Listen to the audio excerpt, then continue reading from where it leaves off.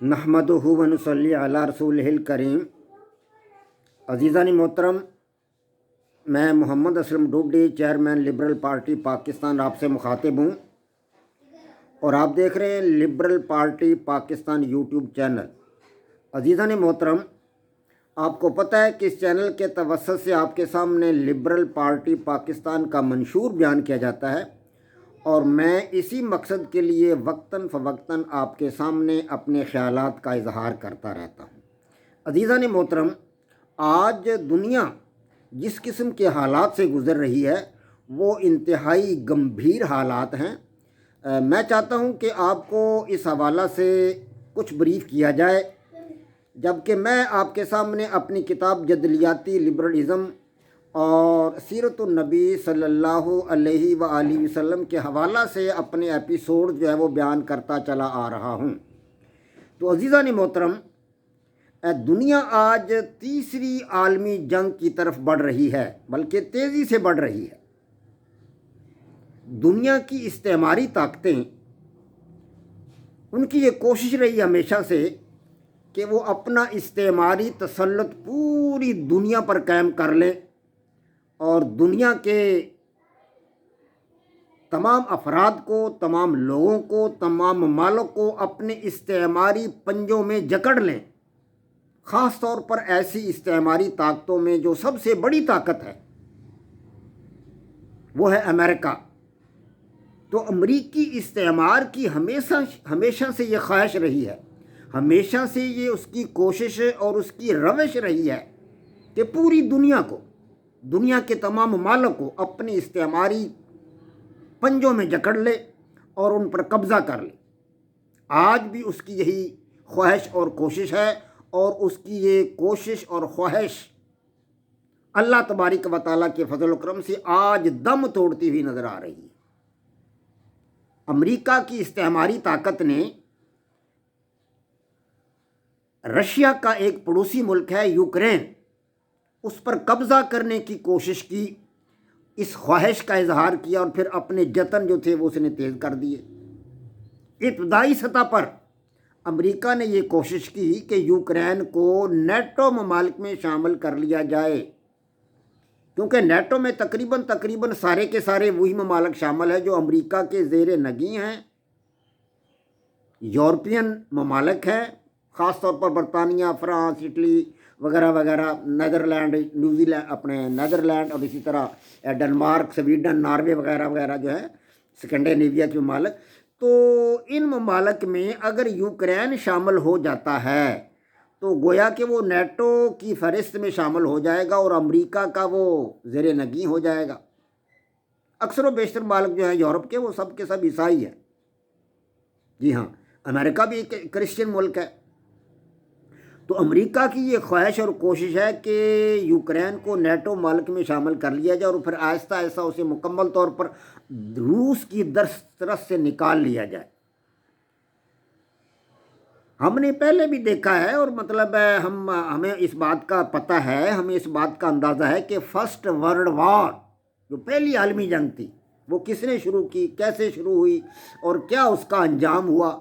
हम इस बात को जानते हैं, इस हकीकत से आगाह हैं कि 28 जुलाई 1914 को पहली फर्स्ट वर्ल्ड वार जो थे वो शुरू हुई।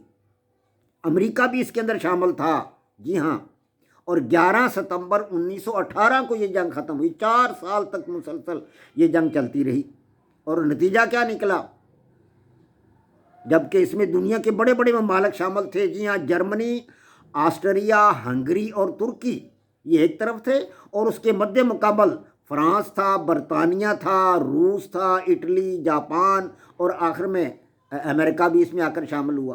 तो ये ममालिक उसके मध्य मुकाबल थे। नतीजा क्या निकला इस वर्ल्ड वार का? पहली आलमी जंग के नतीजे में 20 मिलियन अफराद मारे गए। 20 मिलियन यानी 2 करोड़ अफराद हिलाक हुए और तकरीबन इतने ही अफराद जो थे वो शदीद ज़ख्मी हुए बेचारे, उनमें से भी बहुत सारे मर गए होंगे। और इन्हीं इस्तेमारी ताकतों में से फिर उसी अमेरिका ने दूसरी वर्ल्ड वार शुरू की। इस जंग में भी फ्रांस था, अपने जर्मनी था, इटली था, जापान था, ये एक तरफ थे। फ्रांस, जर्मनी, इटली और जापान ये एक तरफ थे اور فرانس، برطانیہ، امریکہ اور روس یہ ایک طرف تھے. اس میں بھی یہی بڑی استعماری طاقت امریکہ تھا اس جنگ کے اندر بھی. اور یہ جنگ 1 ستمبر 1939 کو شروع ہوئی اور 2 ستمبر 1945 کو ختم ہوئی. 6 سال تک جاری رہی. اور نتیجہ اس جنگ کا کیا نکلا؟ نتیجہ یہ نکلا کہ 4 کروڑ سے 5 کروڑ تک افراد مارے گئے اور اسی طرح لاکھوں کروڑوں کی تعداد میں زخمی بھی ہوئے. یہ نتیجہ نکلا دوسری عالمی جنگ کا. اب امریکہ پوری دنیا کو تیسری عالمی جنگ کی طرف جھونکنے والا ہے. روس اور یوکرین کے درمیان بہت بڑا تنازع جو ہے وہ شروع ہو چکا ہے اور اس کے نتائج اچھے نہیں نکل رہے. روس کی افواج جو ہے وہ قدم بقدم آگے بڑھ رہی ہیں اور یوکرین پر ایسا ایسا قبضہ کر رہی ہیں، جبکہ مد مقابل سے امریکہ اور اس کے ہواری یعنی نیٹو کے ممالک اپنا اسلحہ، گولہ بارود، امونیشن اور دوسری اشیاء جو ہے وہ دڑا دڑ بھیج رہے ہیں. پولینڈ کی طرف بھیج رہے ہیں، یوکرین کی طرف بھیج رہے ہیں، رومانیہ کی طرف بھیج رہے ہیں جو اس کے قریبی ممالک ہیں یوکرین کے. تو گویا کہ یہ لوگ بھی یوکرین کی مدد کر رہے ہیں، نیٹو اور امریکہ.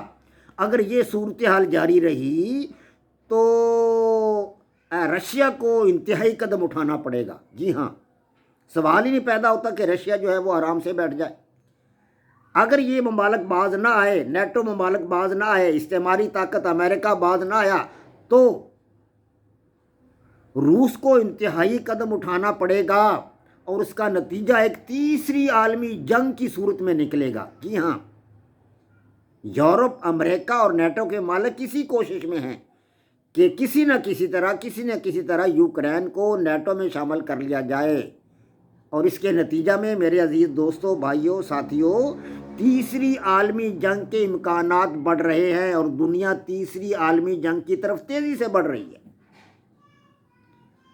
بلا شبہ اس کے نتیجہ میں روس کے لیے مشکلات تو کھڑی ہوں گی، اس کے لیے حربی مشکلات کھڑی ہوں گی، اس کے لیے مالی مشکلات بھی پیدا ہو سکتی ہیں اور اس کے لیے جغرافیائی مشکلات بھی پیدا ہو سکتی ہیں رشیا کے لیے. لیکن رشیا بھی جو ہے وہ تنہا نہیں ہے. آج بھی 40 کے قریب ممالک نے رشیا کے خلاف ووٹ نہیں دیا. اقوام متحدہ میں جو قرارداد انہوں نے پیش کی تھی، ان ممالک نے یعنی نیٹو ممالک نے اور امریکہ نے اس کے حق میں تقریباً 143 کے قریب ووٹ آئے ہیں، لیکن اس کے خلاف بھی 40 ممالک نے ووٹ دیا. اس کے خلاف 5 ممالک نے ووٹ دیا اور 40 کے قریب ممالک ایسے رہے ہیں جنہوں نے ووٹ کا حق استعمال نہیں کیا. گویا کہ وہ بھی روس کے ساتھ ہیں. ان میں پاکستان بھی شامل ہے، بنگلہ دیش بھی شامل ہے، سری لنکا بھی شامل ہے، بھارت بھی حتیٰ کہ ان کے اندر شامل ہے جنہوں نے روس کے خلاف ووٹ نہیں دیا. تو گویا آج دنیا مکمل طور پر 2 حصوں میں بڑھ چکی ہے اور دنیا اسی حوالہ سے تیسری عالمی جنگ کی طرف بڑھ رہی ہے. جی ہاں، اور اس کی ابتدا پہلی جنگوں کی طرف وہی استعماری طاقت جو امریکہ کر رہا. اگر امریکہ بعد نہ آیا تو رشیا کے پاس بھی بہت بڑی طاقتیں ہیں. جی ہاں، اس کے پاس تیل کی طاقت بھی ہے، گیس کی طاقت بھی ہے. سارے کا سارا یورپ تقریباً 40-50% گیس اور تیل تو رشیا کا استعمال کر رہا ہے. اگر رشیا نے ان کو تیل اور گیس کی برآمد روک دی تو حالات گمبھیر ہو سکتے ہیں.